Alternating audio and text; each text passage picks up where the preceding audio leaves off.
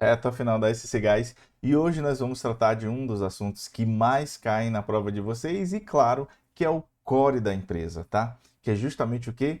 Gás natural. Noções de gás natural que vai corresponder a 5 das 50 questões que vai cair na prova de vocês. Nós vamos fazer um passeio sobre o assunto agora, após a vinheta. Olá pessoal, tudo bom? Irazê aqui na área novamente. Hoje nós vamos tratar de um aulão, né, de gás natural, com foco na SC Gás, né, com as resoluções das questões que caíram na prova da SC Gás que ocorreu no final do ano de 2025, tá? Então, o objetivo desse nosso encontro aqui é basicamente gerar um guia definitivo para você entender o DNA da banca IESES quando o assunto é gás natural. Então vamos lá. A mentalidade da IESES, né? Pare de estudar engenharia profunda. Você lembra, você fez sua parte, né, até o presente momento, você estudou a seu modo, né?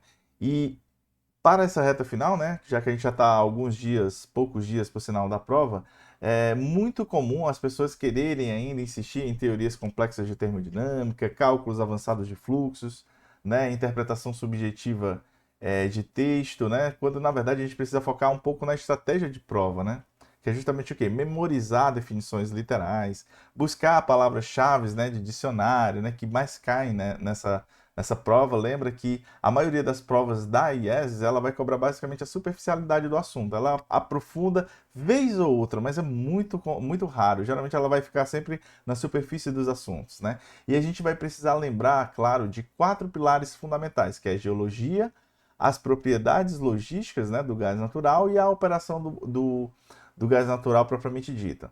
Então a gente vai fazer hoje um simulado perfeito, né, para a prova que é justamente utilizando o conteúdo que caiu na prova da MS Gás, prova recente, como eu falei, que vai ser o mapa do que você vai enfrentar, né, na prova de Santa Catarina na SC Gás. Mas a gente vai fazer uma leve revisão do que a gente já tratou aqui, né? Vamos entender como é que funciona essa jornada do gás, né, que vai do poço ao queimador, né, na ponta lá do residencial, na indústria, no comércio, no setor automotivo, enfim, nos vários segmentos que a SC Gás atua.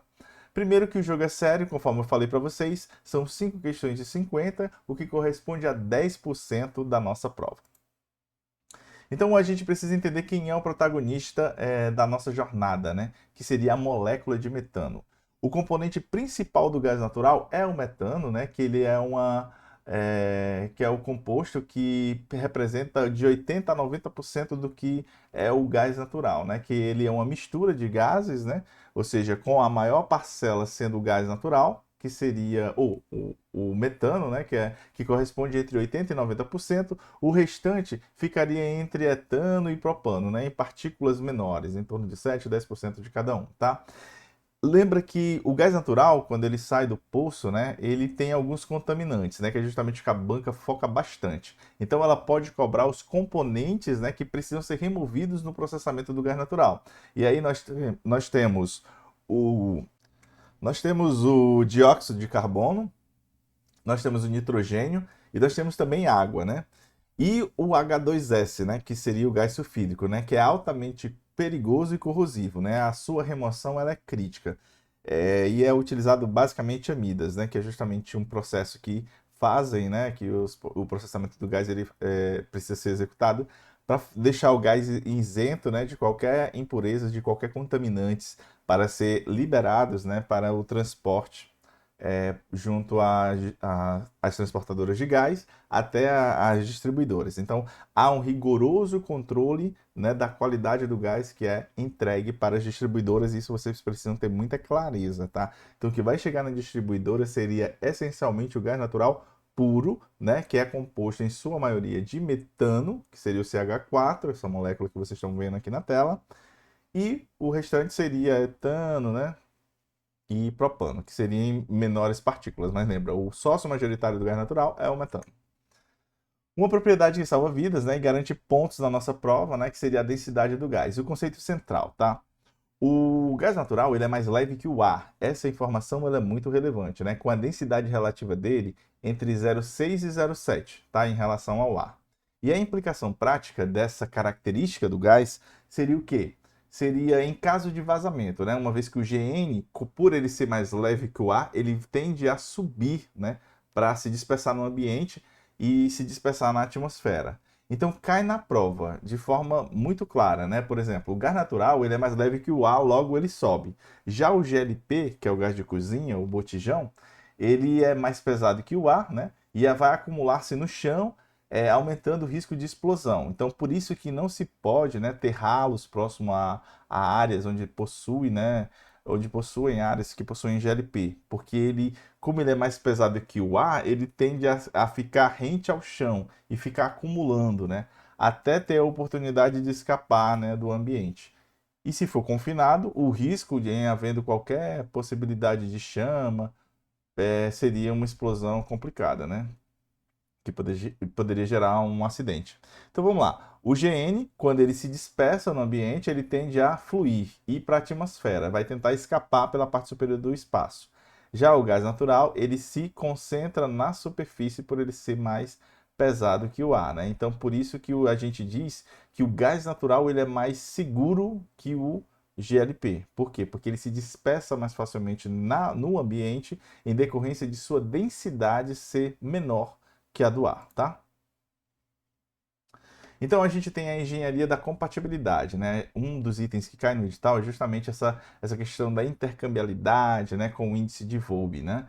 Então, o que é que o edital pede? Ele vai pedir alguns parâmetros de intercambiabilidade, né? E a resposta da engenharia, né, que seria o quê? Seria o conceito de chave, que é o índice de Volbe. Vocês vão ouvir falar muito, né, quando vocês estiverem lá na SC Gás. Então, eu tenho algumas fontes de gás, né? O gás A, e aí eu vou injetar na rede da SC Gás e vai até um queimador industrial, por exemplo. Mas só que aí eu preciso identificar quem é o índice de Volbe daquele gás, né? E como é que eu identifico isso? Eu vou avaliar o poder calorífico dele e dividir pela densidade relativa. E a gente fazendo uma tradução, seria basicamente o quê? O que, que vai representar o índice de Volbe? Ele vai indicar, né, vai garantir que ao trocar a fonte de gás da rede, a energia ela entregue ao queimador do cliente, ela vai permanecer estável, né, sem a necessidade de ajuste no equipamento. Porque lembra, os equipamentos que usam gás natural, ele vai ter os seus queimadores. Então eu preciso ter muita atenção no gás que eu estou injetando na rede para garantir que ele tenha as mesmas características do gás natural, sendo a base de metano, né? Claro, porque é o combustível que a Companhia de Gás de Santa Catarina ela vende aos seus clientes, né? Então, gases com índice de Volbe similar são intercambiáveis. Então, guardem esse nome, tá? Gases com índice de Volbe similar são intercambiáveis, né? Que é justamente o que a gente está tratando nesse ponto, né? Que é justamente essa compatibilidade de gases.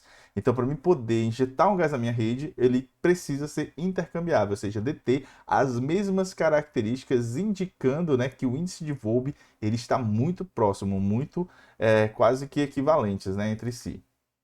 Como é que ocorre? Por que, que isso é importante, né? Porque dentro da atualidade, né, existe o gêmeo renovável do gás natural, né, que seria o biometano. Então, na prova, ela vai querer sempre contrapor o gás natural versus o biometano, né, que é justamente o que? A pegadinha da IESES nas provas, né, ela vai querer afirmar que são quimicamente distintos. Não, né? Então vamos lá. O gás natural ele tem origem fóssil, ou seja, é oriundo dos plânctons, restos de animais, de plantas antigas que se acumularam e foram sendo enterrados por meio de areias, né, sedimentos, e aí foi acumulando durante longos anos, e aí acabou gerando, né, vários pontos, né, onde produziu-se gás natural. Já o biometano, ele tem uma origem mais renovável, é uma coisa mais atual. Ele é oriundo do quê? De restos de matéria orgânicas utilizadas, né, mais recentemente, né, por meio de lixões, né, enfim. E aí, ambos eles são ricos em CH4, que seria o metano, e são quimicamente idênticos e, consequentemente, intercambiáveis, né? Então, a gente precisa sempre ter em mente que entre o biometano e o gás natural, a composição química ela será praticamente idêntica, né? Ambos são ricos em CH4, que seria o metano, e após o tratamento possuem especificações similares para injeção na rede, ou seja, eles são intercambiáveis. Então, para vocês terem noção, quando a gente fala, né, da parte do biometano nas suas jazidas de extração, né, que são os lixões em sua maioria, são coletadas amostras, né, do gás, né, que é produzido na planta e, consequentemente, são identificados possíveis contaminantes, né? Ou seja, o gás só é liberado para ser jogado ou injetado na rede da distribuidora quando ele está dentro das especificações da ANP. Ou seja, ele vai deter uma quantidade de biometano, né, acima de 70%, né, para garantir e isento de impurezas, certo? Então é muito importante. Ele vai ter um pouco de etano, propano, né?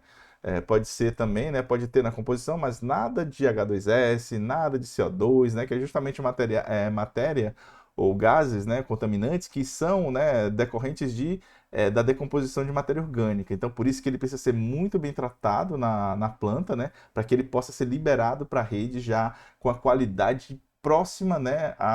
O gás natural. E a grande diferença entre os dois, entre o biometano e o gás natural, seria basicamente a origem. Quais sejam?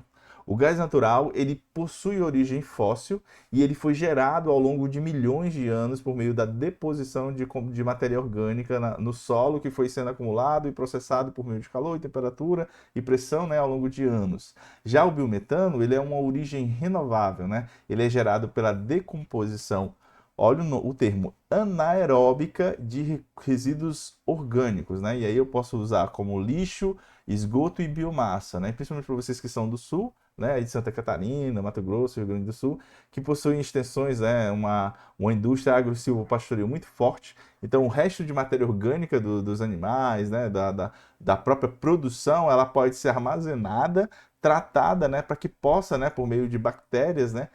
Gerarem, né, o gás natural, né, o biogás que pode ser tratado e ser gerado o biometano. Então, o biometano ele tem uma origem renovável gerado pela decomposição anaeróbica de resíduos orgânicos, lembra aqui, recentes, diferente do gás natural, que tem uma origem fóssil, né, que foi gerada e formada ao longo de milhões de anos. Essa diferença é muito sutil, mas vocês precisam ter muita atenção quando ela for questionada na prova.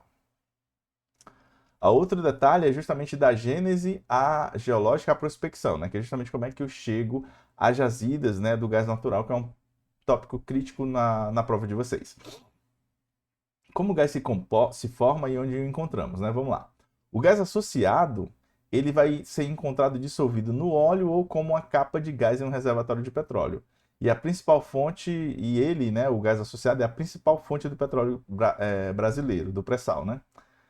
E o gás não associado, o reservatório ele vai conter primariamente somente gás. Então, aqui na imagem, a gente vai ter um gás não associado, ou seja, ele é um gás que está sozinho na jazida, diferente desse outro gás aqui, que é o gás associado, né? Ele vai estar junto a uma capa de petróleo. Então, ele vai estar atrelado aqui à mesma jazida do petróleo. Então, o gás associado está junto ao petróleo, o gás não associado está sozinho na jazida, tá? Então, as janelas de geração. O gás ele é formado em condições de pressão e temperatura mais extrema que o petróleo. Então, o que acontece? A matéria orgânica fica acumulada, as temperaturas e as pressões vão aumentando, e aí vai se gerando o óleo, né? Se a temperatura aumenta junto com a pressão, o que acontece? O gás vai se tornando cada vez desaparecendo, né, por conta do calor. E aí o que vai acontecer? Vai gerando gás, né? Sendo transformado em gás. E aí vai ocorrer basicamente o que nós estamos vendo aqui, ó. Então devia ter há muitos milhões de anos uma capa de petróleo aqui próxima a ele ou mais abaixo. E aí o que aconteceu? Aumentando a pressão e a temperatura do reservatório, ele acabou sendo dissolvido e transformado em gás natural e virou somente essa capa aqui de gás natural não associado. Ou seja, o gás isolado da antiga fonte primária, que seria essa camada de óleo que acabou sendo prejudicada, ou melhor, se desintegrada, né, por conta da alta pressão e alta temperatura, que avançou diferente dessa daqui, né? Conseguiu manter uma pressão e uma temperatura adequada, de modo que no reservatório convivessem tanto a parte do petróleo, né, bruto, junto com partes do gás natural. Então, a prospecção, que é outra parte que tem no nosso edital, né? Então a gente precisa atentar para a parte de prospecção e extração, ou seja, o método principal de prospecção seria a sísmica de reflexão, né? O ultrassom da Terra, onde a gente manda, né, ondas, né, sísmicas para que elas possam, né, por meio de interpretação e de dados, né, materiais supermodernos, fazer com que os geólogos identifiquem características do solo que possam indicar a possibilidade de existência ou não de reservatórios. Então, isso é muito relevante quando a gente pensa na base de estudo, ou seja, se uma equipe de geólogos identifica um potencial, uma área onde possa ter reservas, né, eles vão fazer uma análise preliminar usando algumas estratégias, né, dentre as quais a mais relevante seria a sísmica de reflexão. A gente precisa também identificar, né, alguns tipos de reservatórios, né, que é uma distinção básica entre convencionais, que é o foco no Brasil e no pré-sal, e não convencionais, que é o shale gas, que é muito utilizado em países como os Estados Unidos, tá? Então aí são só algumas características para a gente entender como é que ele é gerado. E aqui eu trago o mapa do gás, né? Quem são os gigantes em reserva de petróleo. Aí a gente tem um ranking de maiores reservas, que seria o Irã ou a Rússia, né? Primeiro, o Irã e o Catar, né? E vindo aqui para a América, né? Eu teria os Estados Unidos, né? Que seria um dos maiores, né? Ele ficaria em quarto lugar. E aí, claro, aqui na América do Norte a gente tem algumas representações, aqui na Venezuela, no Brasil, né? Principalmente na parte do pré-sal. E claro, com a margem equatorial também se destacando aí, mas claro, não é um produtor gigante de gás natural, não tem uma reserva tão imensa, né, quanto esses outros aqui que estão no radar, tá? Mas lembrando que a gente ainda tem muitos estudos ainda para identificar a possibilidade de ter mais ou não reservas. Mas para a prova a gente precisa reservar isso, a Rússia, Irã, Catar e Estados Unidos, tá? São os principais players quando a gente fala de gás natural, reservas de gás natural. E aí eu tenho uma grande viagem, né, que seria a parte logística do gás natural, né, como o gás natural atravessa países e oceanos. Então, o desafio central, né, gás, ele é difícil e caro de armazenar e transportar, né, então a logística ele é um fator crítico na sua viabilidade econômica, tá? Então, os modais de transporte, que seriam as três siglas principais, tá? Primeiro, os gasodutos, que é a espinha dorsal, né? Que é o transporte contínuo e em alta pressão por malhas fixas, ou seja, eu faço o lançamento de redes nas cidades, né? Onde eu tenho interesse de investir em expandir minha rede, geralmente nas principais capitais do país, né? E nas cidades próximas, né? Ou em áreas onde tem uma densidade industrial muito relevante, de modo que faça sentido para a empresa investir na região. Eu tenho o GNL, que seria o gás natural liquefeito, né? Que é justamente uma solução para longas distâncias. E aí, quando eu falo em GNL, eu estou falando de distâncias transoceânicas, né? E flexibilidade de mercado. Ou seja, eu vou ter uma demanda gigante, né? Para que justifique eu concentrar o gás, né? Em navios, né? Metaneiros, que a gente chama, e ele possa fazer o transporte de gás natural, né? Via GNL, para países que requer uma demanda muito considerável de gás. Aí eu estou falando lá da Europa, que são países onde o frio é muito intenso e precisa de gás para além da cocção, para a parte de aquecimento de forma muito forte, tá? E eu tenho um GNC, que seria o quê? Uma espécie de gasoduto virtual, né, para atender consumidores isolados na rede. Então, se eu tenho uma demanda de gás em uma determinada região que o gasoduto não seja possível chegar ainda, eu posso utilizar uma estratégia usando caminhões, né, GNC, que seria o gás natural comprimido, para atender essa demanda de forma imediata antes da chegada do gasoduto. Aí eu tenho o duelo das duas siglas, né, que vocês precisam reconhecer, né, que é o GNL e o GNC, né? Ou seja, a gente não precisa, não pode confundir frio com pressão. GNL, gás natural liquefeito, o processo é resfriado, né? O gás natural ele é resfriado a menos 162 graus, que seria a criogenia. Guardem esse número, menos 162 graus Celsius. O estado físico é líquido. E a mágica, né, seria o quê? Reduzir o volume em 600 vezes. Além disso, eu tenho uma aplicação, né, que seria na parte de transporte transoceânico em navios metaneiros criogênicos e, claro, vai requerer a regasificação no destino final. Então, ele vai concentrado, quando chegando no porto, ele vai ter que ser regasificado para que ele possa entrar na rede de distribuição. Já o GNC, o gás natural comprimido, e o processo dele seria o quê? Seria comprimir o gás de 200 a 250 bar, né, de pressão. O estado físico ele vai continuar um gás, né? Mas ele vai estar em alta pressão. E a mágica, claro, ele é transportado em cilindros via carretas, né? Então tem um módulos de cilindros de gás natural que são transportados por meio de carretas. Além disso, seria como se fosse uma aplicação, né, de gasoduto virtual, que a gente chama, né, para indústrias e cidades não conectadas à rede de gasodutos, né, que tenham uma determinada demanda e que o gasoduto ainda precisa chegar lá, tá? O destino final, né, a gente precisa entender que é onde a molécula vai se transformar em energia e produtos, que seria a parte de indústria, né?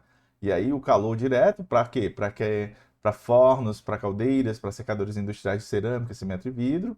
E, claro, como matéria fundamental, né, matéria-prima fundamental na produção de fertilizantes, né, que seria a amônia e a ureia. Nas termoelétricas, seria o que? O parceiro das renováveis, ou seja, ela vai gerar energia com despacho flexível, né? Garantir estabilidade à rede quando não há sol ou vento. Lembra?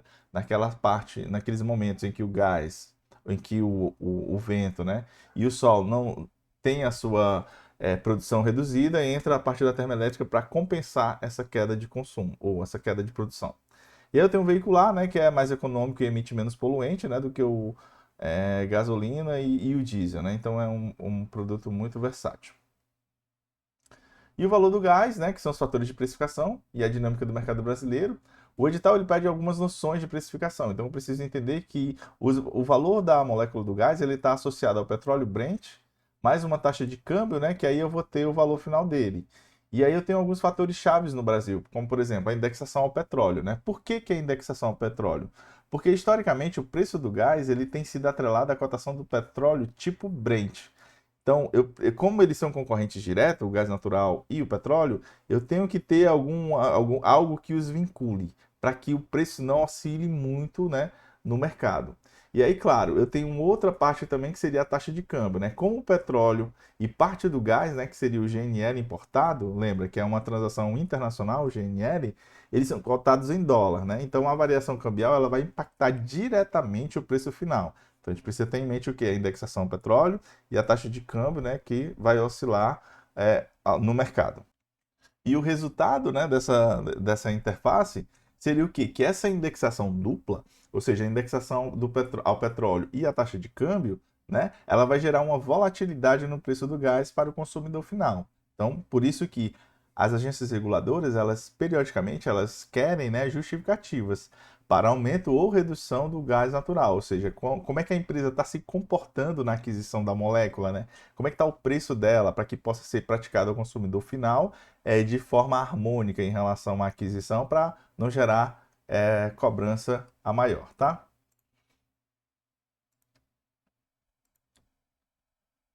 E aí a gente tem o gás natural, né, sendo a ponte para o futuro, né? Qual é o papel do gás na transição energética? Ou seja, o gás natural ele é amplamente visto como combustível de transição.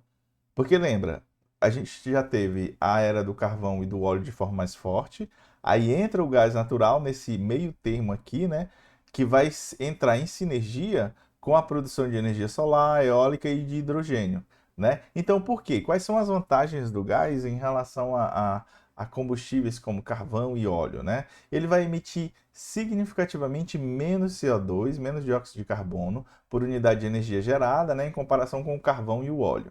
E praticamente ele não vai medir, né, ou não vai emitir os óxidos de enxofre, né, e material particulado, melhorando o que? A qualidade do ar e evitando uma coisa, né, que é bastante conhecida, que é a chuva ácida, né? Ou seja, quando eu emito particulados de enxofre, geralmente eu tendo a criar a chuva ácida, né? Isso é muito comum quando o combustível não tem um tratamento adequado. Então, o gás natural ele praticamente não vai emitir os óxidos de enxofre, né, nem material particulado, né, que vai fazer o quê? Fazer com que melhore a qualidade do ar. E aí, claro, eu tenho algumas fontes alternativas, né, que o gás natural vai ser parceiro, como por exemplo o hidrogênio verde, né? O hidrogênio, né, que seria o H2, que é muito conhecido, né, ultimamente como hidrogênio verde, né? Que ele pode ser misturado, né, ou seja, gerar um blending em percentuais crescentes na rede de gás natural existente. Então, eu tenho algumas características de hidrogênio que podem ser incorporadas ao gás natural, claro, em quantidades menores, né, para evitar qualquer afetação à rede, principalmente de ácido carbono. E, claro, o biometano, que já é uma realidade, sendo uma fonte renovável e intercambiável com o gás natural, conforme nós já conversamos. E agora nós vamos começar as questões que caíram na prova da MS Gás 2025, tá? A 21ª questão, e aí eu estou falando da prova de nível superior, né, da MS Gás, ela diz assim, ó, uma concessionária de gás natural urbano foi questionada por moradores sobre os riscos associados a vazamentos, né? O engenheiro ele explicou que, em comparação ao GLP, o gás natural apresenta diferenças físico-químicas que afetam diretamente a dispersão em ambientes fechados e abertos, bem como a probabilidade de formação de atmosferas explosivas. Considerando os aspectos de densidade relativa ao ar, composição química predominante e limites de inflamabilidade, a escolha pelo GN no setor residencial urbano se justifica por quê? Aí nós vamos analisar as alternativas.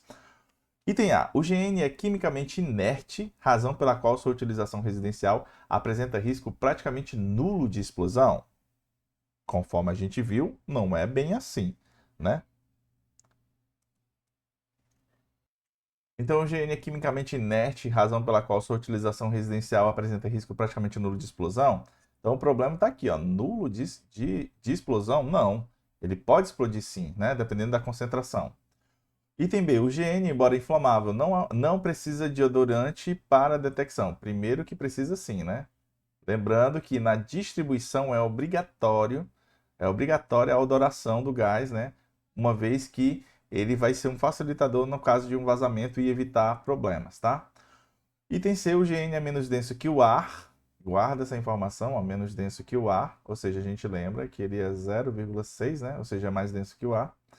E tende a se dispersar rapidamente em caso de vazamento, além de possuir metano como componente principal, cujo limite inferior de inflamabilidade é mais elevado que o do GLP. Então, essa questão aqui, ela tende a ser o nosso gabarito, tá? O GN, por ser mais denso que o ar, ou seja, já está errado. Então, a tendência é que na nossa questão o gabarito seja o item C. Vamos ver aqui o que é que a gente tem para comentar, tá? Primeiro, vamos imaginar que você está numa cozinha e acontece um vazamento de gás.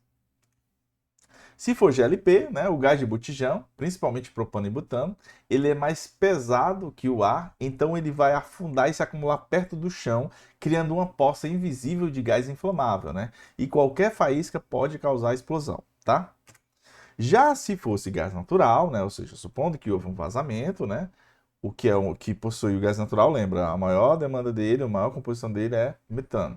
Então ele é mais leve que o ar, então ele vai subir e se dispersar rapidamente no ambiente, reduzindo a chance de formar uma mistura explosiva, né? Então, além disso, o limite inferior de inflamabilidade do gás natural é maior, ou seja, cerca de 5% de gás no ar, ou seja, na composição de 5% de gás com ar, seria o limite inferior de inflamabilidade, né? Lembrando que o superior é 15%. E o GLP é por volta de 2%, ou seja, precisa de mais gás vazado para atingir risco de explosão. Diferente do GLP, 2% já corre um risco. Então, por isso, o GN é mais seguro em cidades, né, onde vazamentos em ambientes fechados são um risco menor comparado ao GLP. Então, nosso gabarito de fato seria o item C da questão, tá? E comentário, né? A alternativa D, ela afirma erroneamente, né, que o GN é mais denso que o ar, né? Então a segurança do GN reside justamente na sua dispersão rápida, né? Ou seja, uma densidade de aproximadamente 0,6, que é menor que o ar, que equivaleria a 1, tá?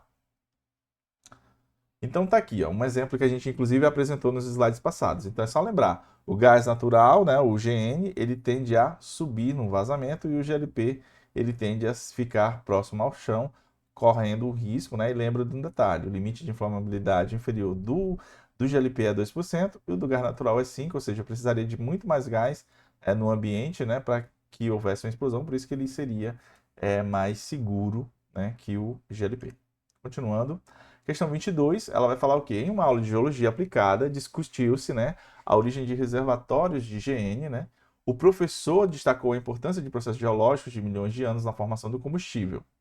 A formação do GN, ela está associada a decomposição de matéria orgânica em bacias sedimentares, submetida a baixa pressão e temperatura ao longo de milhões de anos.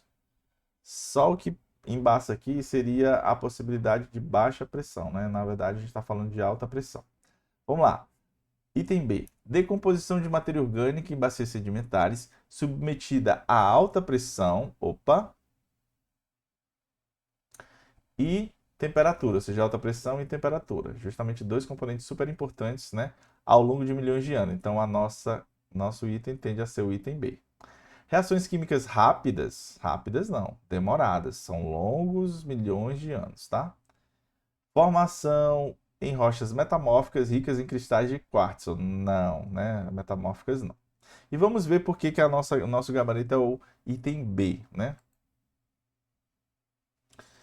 Primeiro, pense numa floresta, né? Ou plâncton que morreu há milhões de anos e foi soterrado por camadas de sedimentos no fundo de lagos ou oceanos. Então tá aqui, ó, no oceano aí de 300 a 400 milhões de anos, restos de animais, né, de plantas, enfim.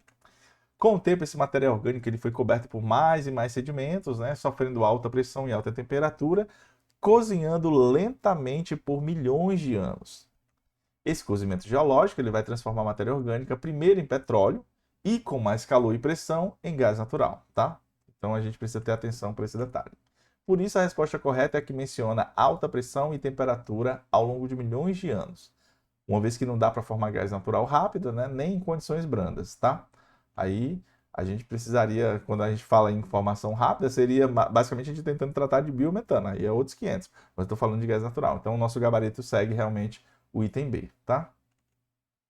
Vamos para a questão 23. Relatórios de agências internacionais indicam que a concentração das reservas de gás natural em determinadas regiões do planeta influencia diretamente a geopolítica energética. Como está distribuída a maior parte das reservas conhecidas de GN? Lembra que eu falei para vocês? Rússia, Irã, Catar e Estados Unidos. Esses 4 principais estão no nosso radar. Vamos ver qual é a que tem. Item A. Concentra-se no Oriente Médio, Rússia e América do Norte, regiões estratégicas que controlam fluxos de exportação e importação global. Já seria uma possibilidade, né? Oriente Médio, a gente está falando de Irã e Catar, Rússia e América do Norte. Possível ser o item A. Concentra-se no Oriente Médio, América do Sul? Não, apesar de possuir boas reservas, não chega a ser uma quantidade tão intensa quanto essas outras regiões. Localizam-se majoritariamente no continente europeu? Não, pelo contrário, a Europa é totalmente dependente, né, do gás natural, principalmente da Rússia. Estão uniformemente distribuídas? Não. Então a nossa resposta tende a ser o item A, tá? Item A. Vamos ver se é o item A mesmo. Resolução comentada, gabarito nosso seria o item A. Por quê? Porque o gás natural ele não é igualmente distribuído pelo planeta. Ele se concentra em quê? Em grandes bacias sedimentares, onde as condições geológicas elas vão favorecer sua formação e armazenamento. Então, os donos do gás hoje são principalmente quem? Rússia, que possui as maiores reservas, Irã e Catar, no Oriente Médio, Estados Unidos, né? E aí Canadá, que seria na América do Norte. Esses países eles vão controlar boa parte do comércio global, né, de gás via gasodutos e navios GNL, influenciando preços e políticas internacionais. Lembrem que a Rússia tem um gasoduto gigante, né, que passa, né, para abastece, né, o mercado europeu, né, na parte do gás, né, que sofre bastante com o frio, né. Então a América do Sul, ela tem reservas relevantes, como por exemplo Venezuela, Bolívia, Brasil, né, mas bem menores que essas outras regiões, conforme a gente já falou na preliminar dessa aula. Então tá aí para vocês os 10 maiores países, né, com as maiores reservas de gás natural do mundo. Aí a Rússia lidera, o Irã, Catar, Estados Unidos, aí entra a Arábia Saudita, Turcomenistão, os Emirados Árabes Unidos, Venezuela, Nigéria e Argélia. Seriam os 10 maiores, né, as 10 maiores reservas comprovadas, né, em trilhões de metros cúbicos aí, para vocês lembrarem no dia da prova. Questão 24. Na formulação de políticas energéticas, governos frequentemente avaliam cenários de transição de matriz elétrica. A substituição do carvão mineral por gás natural é uma alternativa considerada em diversos países, exigindo análise técnica e ambiental sobre emissões, custos e viabilidade. Sobre as vantagens do gás natural neste contexto, analise as afirmativas. Então vamos lá. O GN emite menos dióxido de enxofre, material particulado e dióxido de carbono do que o carvão e o petróleo, configurando-se como combustível de transição rumo a fontes renováveis. Então, de fato, quando a gente pensa no gás natural, ele vai emitir sim menos dióxido de enxofre, material particulado e dióxido de carbono do que, claro, o carvão mineral e o petróleo, né, que emitem muito mais do que o gás natural. E claro que a gente já viu também que ele sim é o combustível de transição rumo a fontes renováveis que a gente viu, né? Ele vai ser o parceiro, né, que vai viabilizar o hidrogênio, né, por exemplo, o hidrogênio verde, né, vai facilitar a transição, né, para que ele possa ser um combustível viável mais à frente, tá? Item número 2. O GN é uma fonte renovável e não emite gases de efeito estufa. Pelo contrário, emite sim, né? Se eu deixar, ele vai emitir bastante CO2, né? Então, se eu deixar ele livre, disperso, ele vai complicar a nossa vida. Então, ele é ambientalmente equivalente à energia solar ou não? Negativo. O item 2 está errado, tá? Então, o item 2 está errado. O GN, item 3, né? O GN não gera impactos ambientais. Claro que gera sim, né? Em nenhuma fase, não, ele gera sim. Se vazar, né, durante o processo, vazamento de tubulação, por isso que a equipe de operação e manutenção é muito relevante quando a gente fala das distribuidoras, né? Porque eles que vão acompanhar todo o detalhe para evitar qualquer nível de vazamento do gás natural na atmosfera, que ele prejudica bastante, né? Ele é a questão do dano, né, à camada de ozônio. Então, para o nosso gabarito, nós só temos a questão número um correta, que seria o item C, tá? Vamos ver os comentários, tá? Pra gente adiantar. Então, o gabarito é o item C, né? Então, o item número 1 seria correto.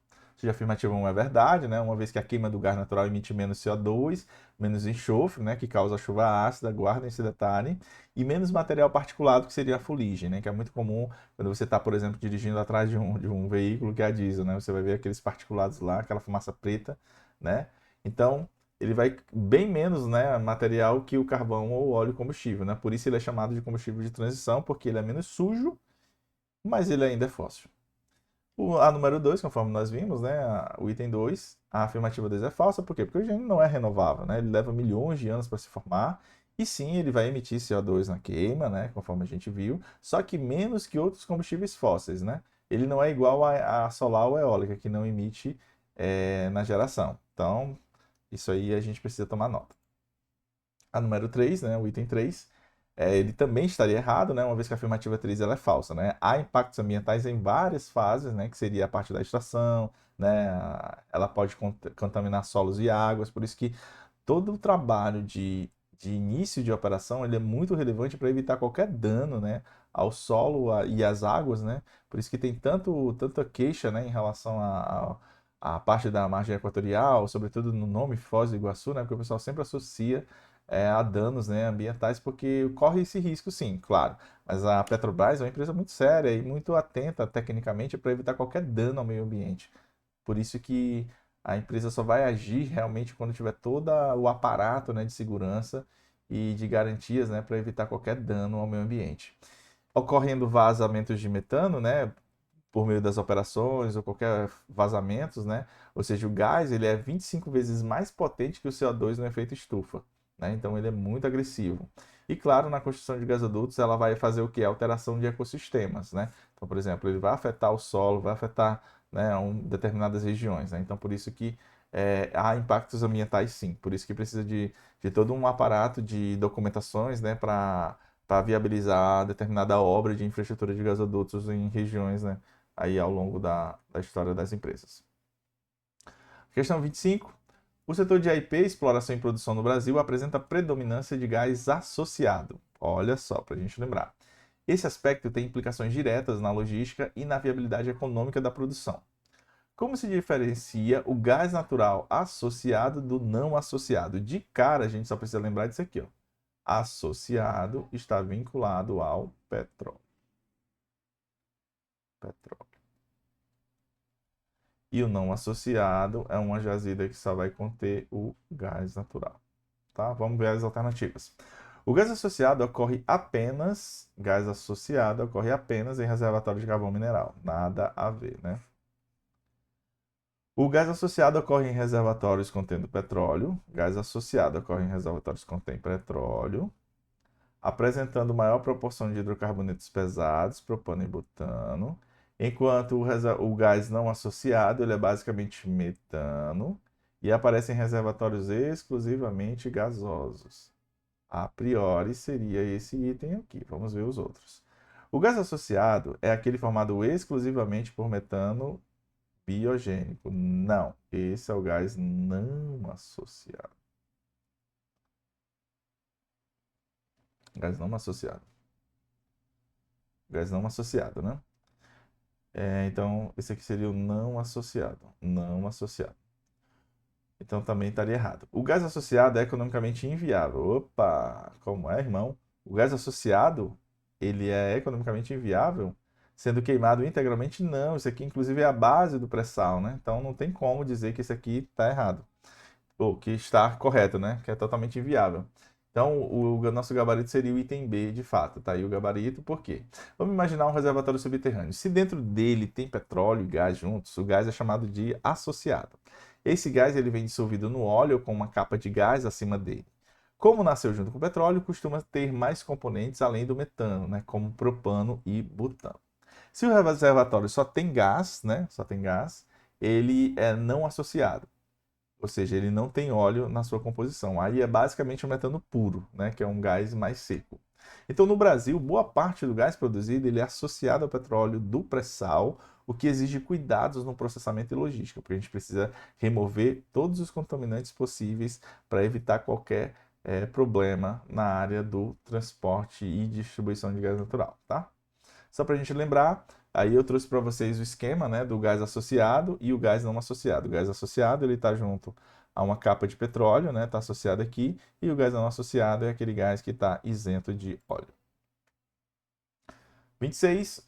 O setor de distribuição de gás natural no Brasil apresenta particularidades em termos de regulação, diferente das etapas de produção e transporte. Como se caracteriza a regulação de distribuição de gás natural no Brasil? Então vamos lá. A distribuição é regulada pela esfera federal? Não. Distribuição é estadual, tá? Estadual. Estadual.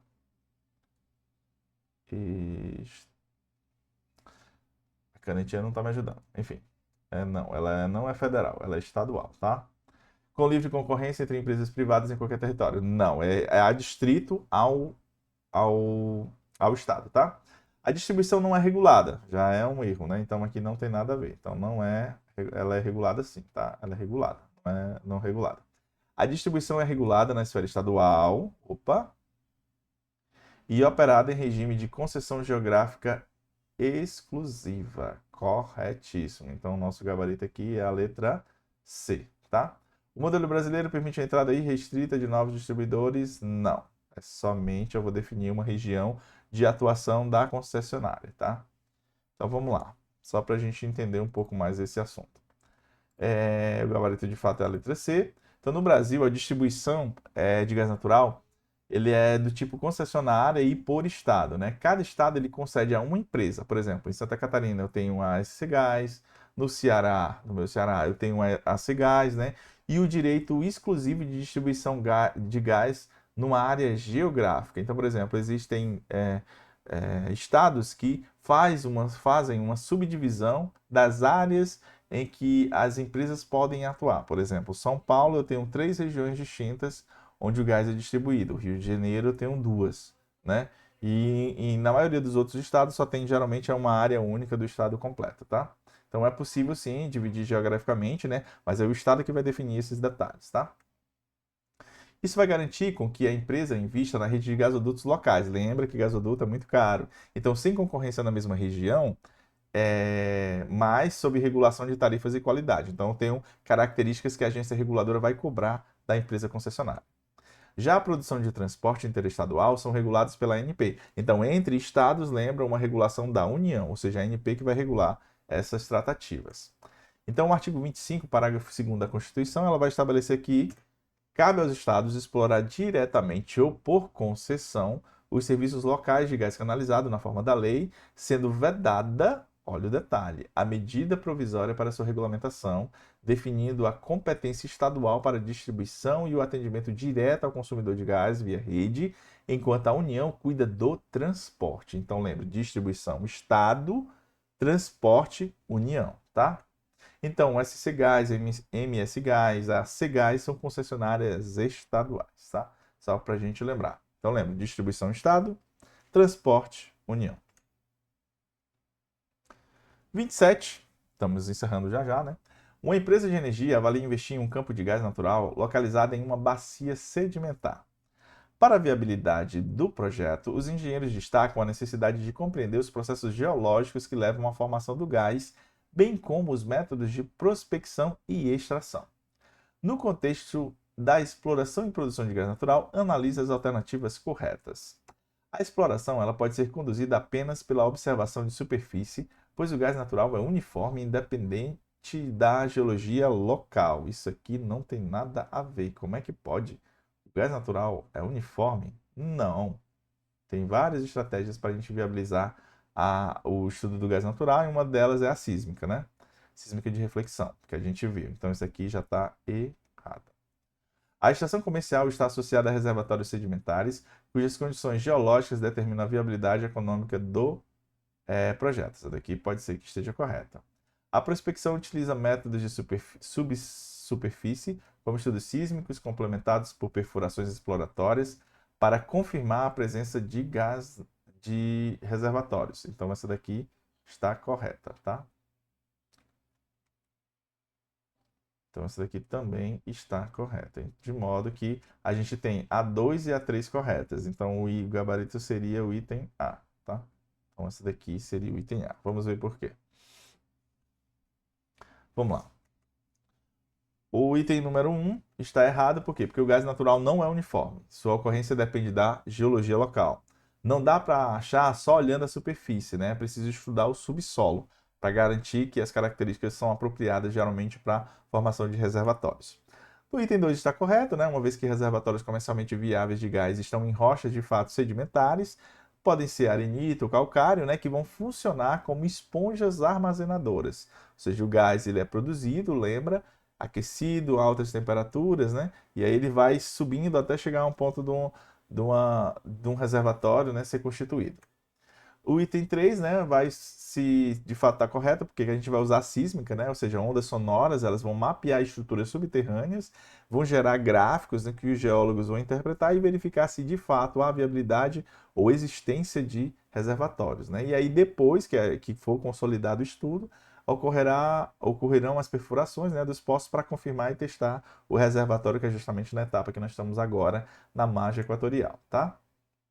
Então, só para a gente lembrar, a gente faz uma análise sísmica, né, do terreno, do local, e aí, com base em gráficos, né, a gente vai avaliar se de fato tem a constituição ou não, a possibilidade de constituição ou não de reservatórios, né, para garantir os trabalhos posteriores, né.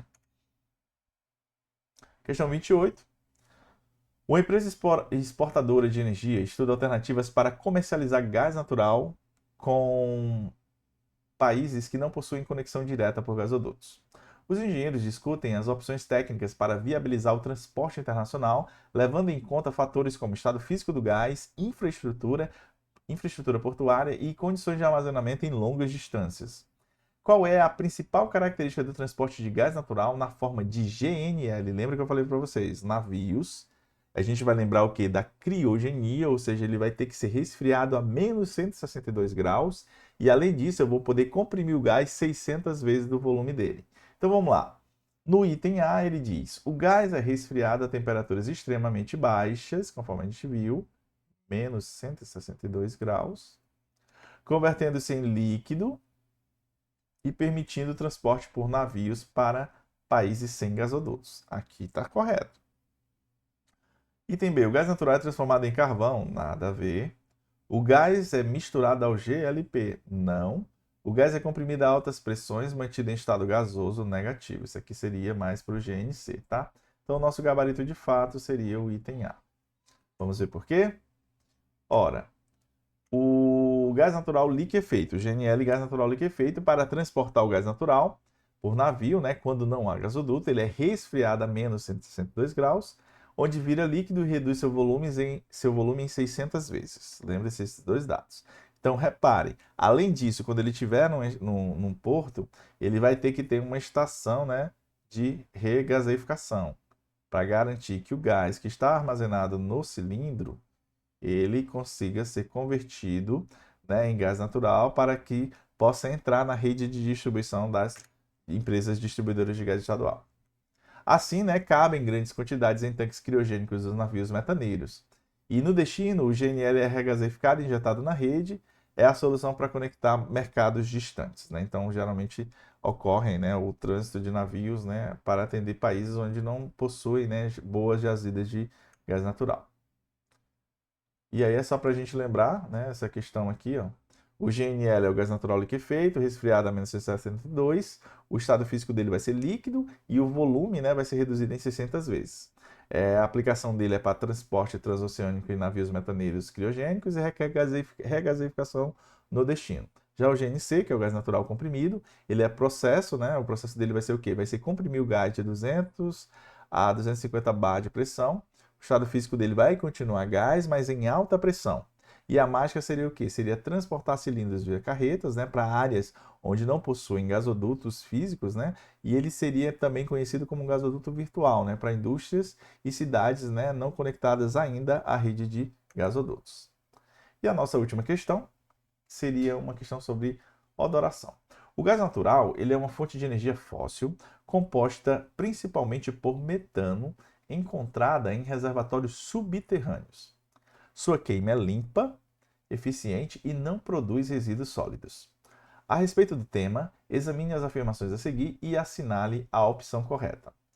A odorização do gás é um processo de segurança que adiciona substâncias químicas com cheiro característico.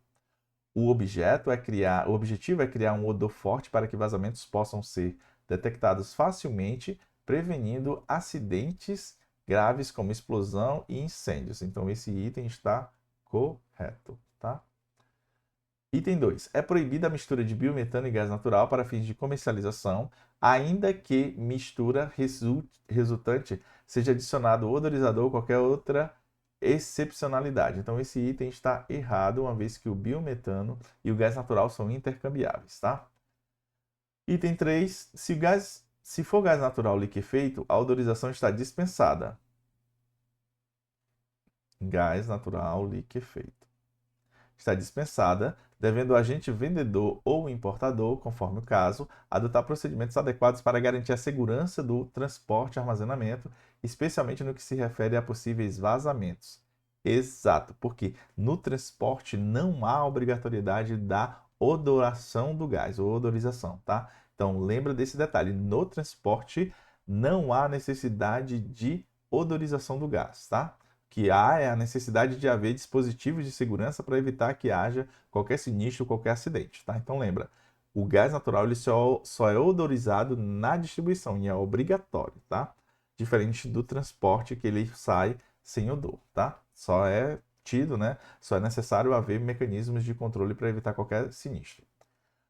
Número 4, então isso aqui está correto, a 3.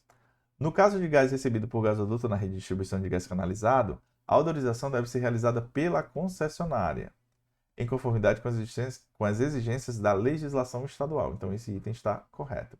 Então, nós temos a 1, a 3 e a 4, que seria o item A, tá? O item A estaria correto. Então, vamos lá. Por quê que é o gabarito A? Primeiro, que o gás natural puro não tem cheiro, eu preciso adicionar um odorante. Então, está correto. Lembra a base de mercaptana. Um deles é o tetrahidrotiofeno, tá? O número 2 é errado, né? Uma vez que no Brasil pode se misturar sim o biometano ao GN, desde que atendam especificações, que é o que a gente falou da intercambiabilidade. Ou seja, inclusive amparado pela resolução da ANP 08 de 2015, que permite sim a fungibilidade ou intercambiabilidade entre os gases, né? O item 3, que é correto, que a gente viu, o GNL não é odorizado no transporte, né? Usam-se sistemas de detecção, como sensores, monitoramento, e a odorização ela só vai existir na regasificação para a realização da distribuição. O número 4, o item 4, né? Correto, sim, porque a distribuidora ela deve odorizar conforme legislação estadual para a gente. E aí eu trouxe para vocês a questão do biometano e do gás natural, lembrando que o gás natural é a origem fóssil e o biometano renovável. Então, gente, depois dessa aula de revisão, né? Que revisão, né? Deu quase 50, pouco mais de 50 minutos. A IES, ela não vai querer que você reinvente a roda, né? Ela quer saber se você lê o dicionário, né? A gente precisa entender um pouco sobre densidade, temperatura, competência legal e tipos, né, de dispositivos que são usados para o gás natural. Para você que ficou até aqui, eu agradeço demais, né, por participar dessa revisão, desse momento final aí de prova. Para vocês, eu desejo uma boa prova no domingo, né? E que possam, né, garantir os pontos que interessam. Deixa o like, comenta, compartilha, se inscreva e até a próxima aula.